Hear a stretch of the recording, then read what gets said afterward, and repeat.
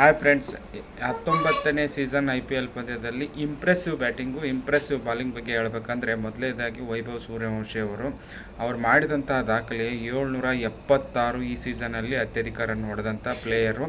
17 ಪಂದ್ಯ ನಿನ್ನೆ ಒಂದು ಎಕ್ಸ್ಟ್ರಾ ಮ್ಯಾಚ್ ಆಡಿದ್ದಾರೆ.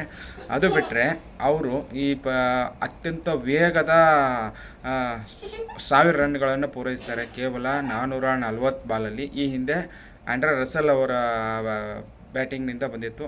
545 ಬಾಲಲ್ಲಿ ಅವರು 1000 ರನ್ ಪೂರೈಸಿದರು. ಮತ್ತು ಒಟ್ಟಾರೆ 72 ಸಿಕ್ಸ್ ಹೊಡಿತಿದ್ದಾರೆ ಈ ಸೀಸನ್ನಲ್ಲಿ. ಈ ಹಿಂದೆ ಕ್ರಿಸ್ ಗೇಲ್ ಅವರು 2012ರಲ್ಲಿ 59 ಸಿಕ್ಸ್ ಇತ್ತು. ಅವ್ರ ದಾಖಲೆಯನ್ನು ಮುರಿತಾರೆ.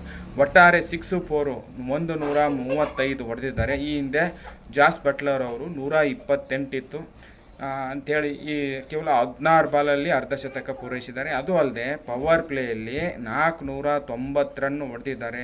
ಅದು ಒಂದು ವಿಶಿಷ್ಟ ದಾಖಲೆ ಅಂತ ಹೇಳ್ತಾ, ಇನ್ನು ಭುವನೇಶ್ವರ್ ಕುಮಾರ್ ಅವರು ಏನಂದರೆ 26 ವಿಕೆಟು, ಅತ್ಯಂತ ಎಕನಾಮಿಕ್ಕು, 8ಕ್ಕಿಂತ ಕಡಿಮೆ ಎಕನಾಮಿಕ್ ಇದ್ದಂಥ ಅದು ಅಂತಾರಾಷ್ಟ್ರೀಯ ಕ್ರಿಕೆಟನ್ನು ಕೊನೆಯದಾಗಿ ಆಡಿದ್ದು 2022. ಅವರ ಸಾಧನೆ ಅದ್ಭುತ ಅಂತ ಹೇಳ್ಬೇಕಾಗುತ್ತೆ.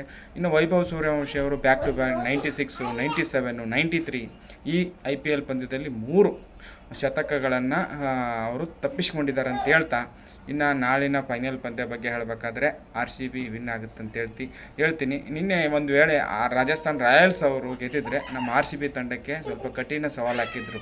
ಯಾಕಂದರೆ ಅಲ್ಲಿ ವಿಧ್ವಂಸಕ ಬ್ಯಾಟ್ಸ್ಮನ್ಗಳು ಇದ್ದರು. ಆದರೆ ಅವ್ರು ಕಂಪೇರ್ ಮಾಡಿದ್ರೆ GT ಬ್ಯಾಟಿಂಗ್ ಲೈನಪ್ ನೋಡ್ರೆ ಅವರು ಒಂಥರ ಓಪನರ್ಸ್ಗಳು ಕರಾರುವಾಗಿ ಬ್ಯಾಟಿಂಗ್ ಆಡ್ತಾರೆ. ಬಟ್ ಅಂಥ ಪಂದ್ಯದ ಗತಿಯನ್ನೇ ಬದಲಾಯಿಸುವಂಥ ವಿಧ್ವಂಸಕ ಬ್ಯಾಟ್ಸ್ಮನ್ಗಳು ಇಲ್ಲ. ಅದು ಒಂದು ಸಂಗತಿ ಅಂತ ಹೇಳ್ತಾ, ಇನ್ನು 15 IPL ಪಂದ್ಯಗಳಲ್ಲಿ 12 ನಂಬರ್ 1 ಸ್ಥಾನ ಪಡೆದವರು ಗೆದ್ದಿರ್ತಾರೆ ಅನ್ನೋ ಆಶಾಭಾವನೆಯೊಂದಿಗೆ ನಮ್ಮ RCB ಅವರು ಮೊದಲೇ ಸ್ಥಾನದಲ್ಲಿದ್ದಾರೆ. ಅವರು ಗೆಲ್ತಾರೆ ಅಂತ ಹೇಳ್ತಾ, ಆಮೇಲೆ ಇನ್ನೊಂದು ವಿಶೇಷ ಏನಂದರೆ, ಯಾರೇ ಗೆದ್ದರೂ ಇಂಡಿಯನ್ ಕ್ಯಾಪ್ಟನ್ಸ್ ತಂಡ ಗೆಲ್ಲುತ್ತೆ, ಯಾರೇ ಅನ್ನೋದಕ್ಕೂ ಅವಕಾಶ ಇಲ್ಲ.